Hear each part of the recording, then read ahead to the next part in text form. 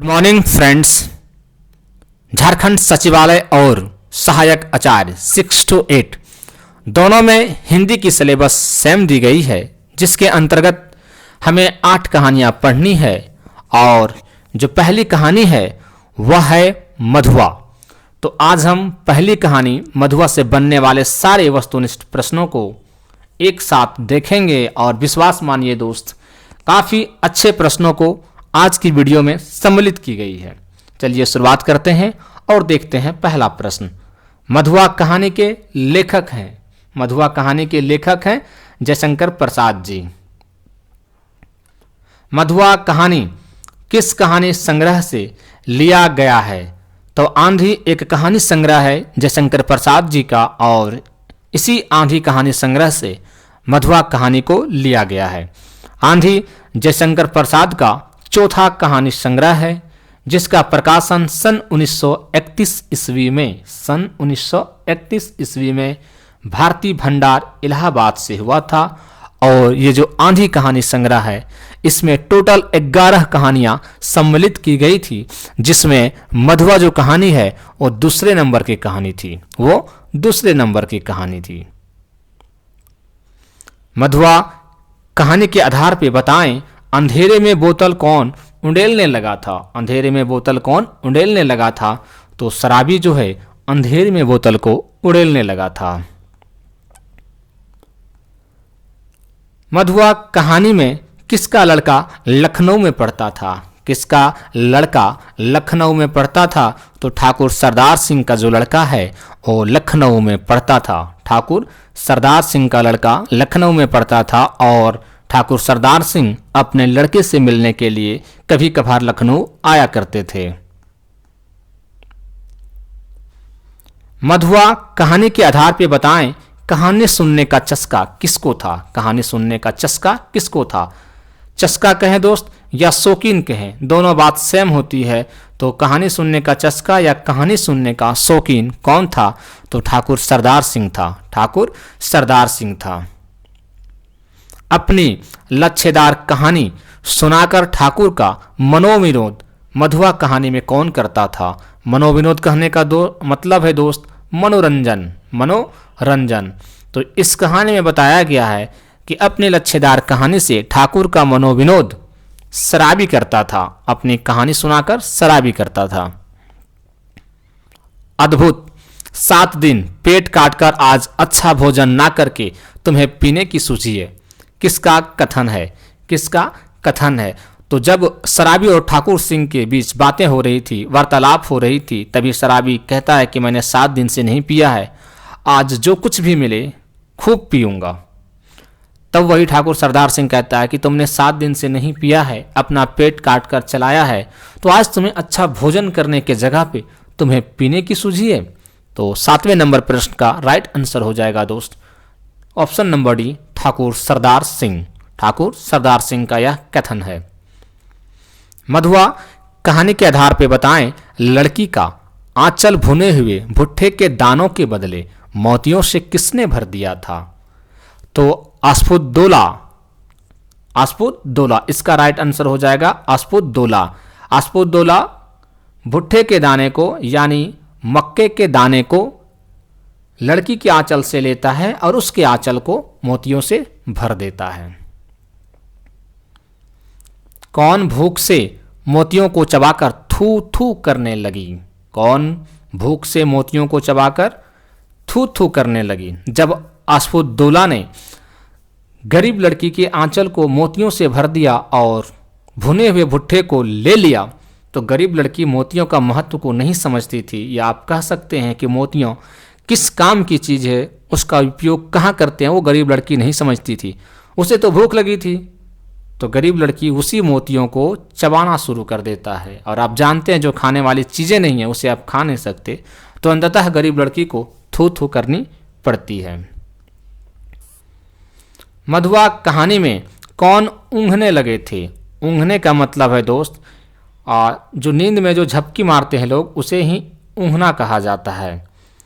तो शराबी और ठाकुर सरदार सिंह के बीच जो बातें हो रही थी, तो तकरीबन रात के जब 10 बज गए तो ठाकुर सरदार सिंह नींद की वजह से झपकी लेने लगते हैं, यानी ऊँघने लगते हैं। तो इसका राइट आंसर हो जाएगा ठाकुर सरदार सिंह। सुअर रोता क्यों है? कुंवर साहब ने 2 ही लात न लगाई है, कोई गोली तो नहीं मार दी? किसने कहा? तो लल्लू कहता है। ठाकुर सरदार सिंह का जमादार है लल्लू, वही इस बात को कहता है मधुआ से कि सुअर रोता क्यों है? कुंवर साहब ने 2 ही लात न लगाई है, कोई गोली तो नहीं मार दी? मधुआ कहानी में किसके आंख से आंसू की बूंदें ढलक रही थी? तो कहानी में मधुआ ही वह कैरेक्टर है जिसके आंख से आंसू की बूंदें ढलक रही थी।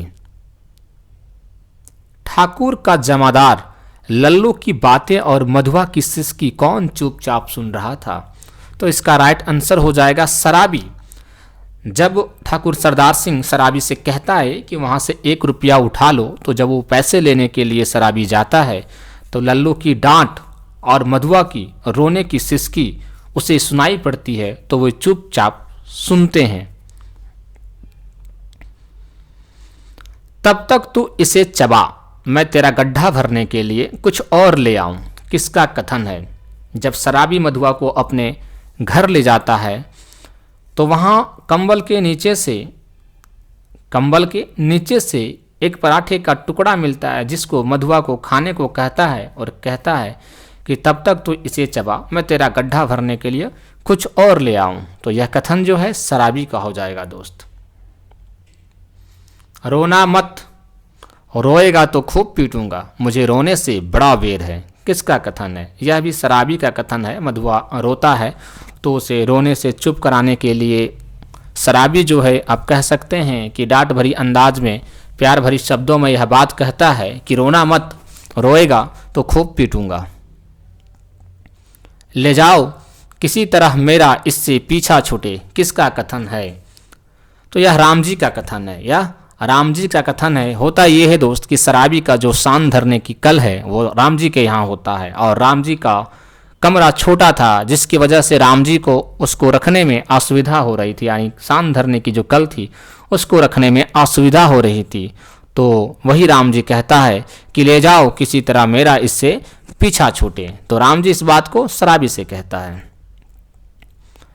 शराबी साथ ले जाने वाली वस्तुओं को बटोरने लगा तो कितने बोझ हुए? टोटल 2 बोझ होता है दोस्त, एक गट्ठर का था और दूसरा कल का था। एक गट्ठर का और दूसरा कल का।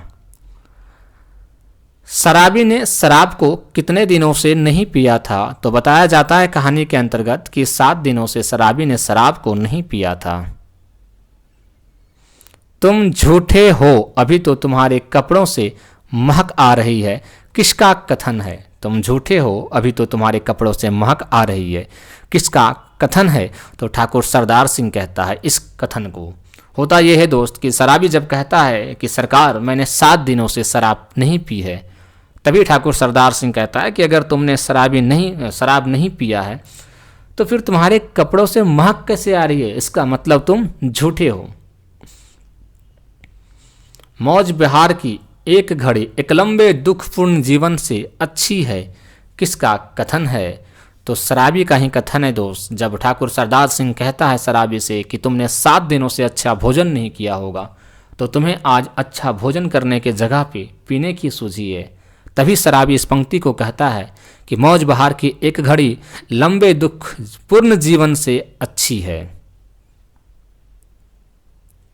ठाकुर सरदार सिंह ने शराबी को कितने रुपये दिया? तो 1 रुपये दिए। ठाकुर सरदार सिंह जो है शराबी को 1 रुपया देता है। ठाकुर के जमादार का क्या नाम था? तो लल्लू जो है वो ठाकुर के जमादार का नाम था।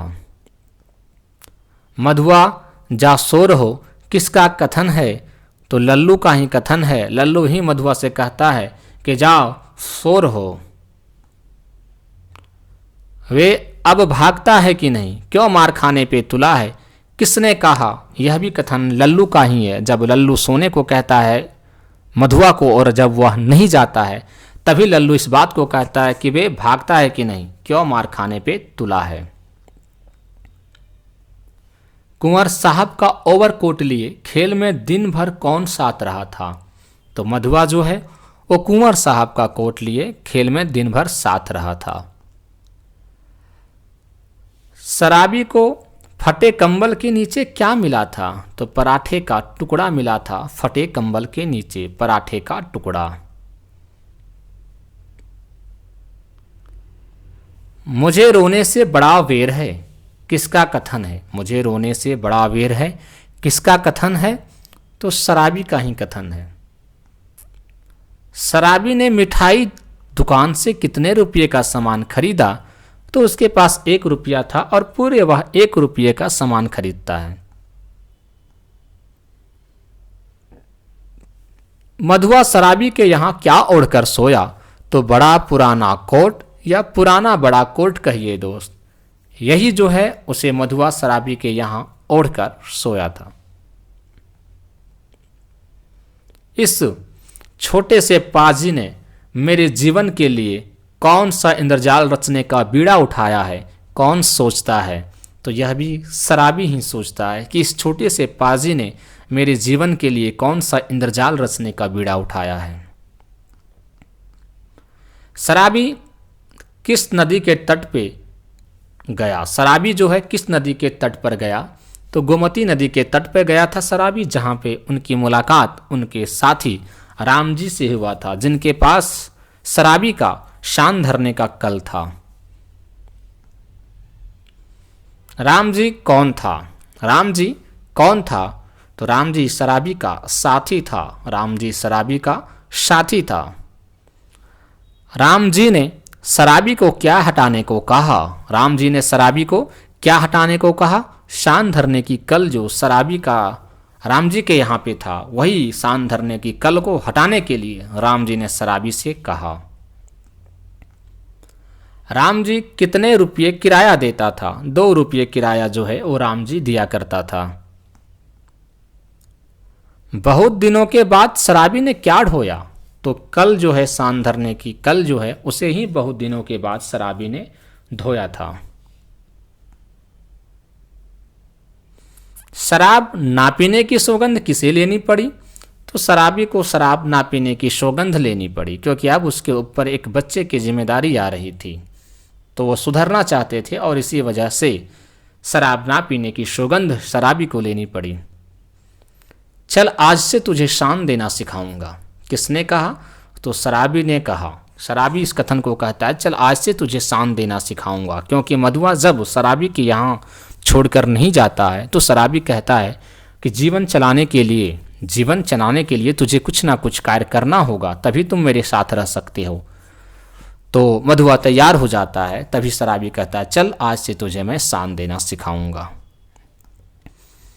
कहीं भी रह सकूंगा पर उस ठाकुर की नौकरी ना कर सकूंगा। किसने कहा? तो मधुआ कहता है। जब शराबी मधुआ को जाने को कहता है, तभी मधुआ कहता है, मैं कहाँ जाऊंगा? और इसी वार्तालाप के बीच में शराबी कहता है कि अगर तुम नहीं जाओगे तो तुम्हें कभी पेड़ के नीचे तो कभी कहीं भी जीवन यापन मेरे साथ करना पड़ सकता है, क्योंकि मेरा कोई फिक्स नहीं होता है। तभी मधुआ कहता है कि कहीं भी रह सकूंगा पर उस ठाकुर की नौकरी ना कर सकूंगा। इससे समझ सकते हैं दोस्त कि ठाकुर के यहाँ जो मधुआ है उसका कितना शोषण होता होगा। प्रसाद जी का परिवार किस प्रसिद्ध परिवार का था? तो सुंघनी साहू परिवार जो है वही प्रसाद जी का परिवार था और इसी प्रसिद्ध परिवार से प्रसाद जी का संबंध था। सुंघनी साहू परिवार, यहाँ धा लिखा हुआ है दोस्त, बट घा होना चाहिए। मधुआ जमादार लल्लू से क्या कहने गया था? मार तो रोज ही खाता हूँ, आज तो खाना भी नहीं मिला। यही बात को कहने के लिए मधुआ जो है लल्लू के पास जाता है, जहाँ उन्हें खरी खोटी सुनने को मिलता है। शराबी खाने पीने का अपना काम कैसे चला लेता था? तो किस्सा कहानी इधर उधर का कहकर शराबी अपना खाने पीने का काम चला लेता था। थैंक यू दोस्त फॉर वॉचिंग वीडियो। और अगर वीडियो आपको अच्छी लगती है दोस्त तो चैनल को सब्सक्राइब करें।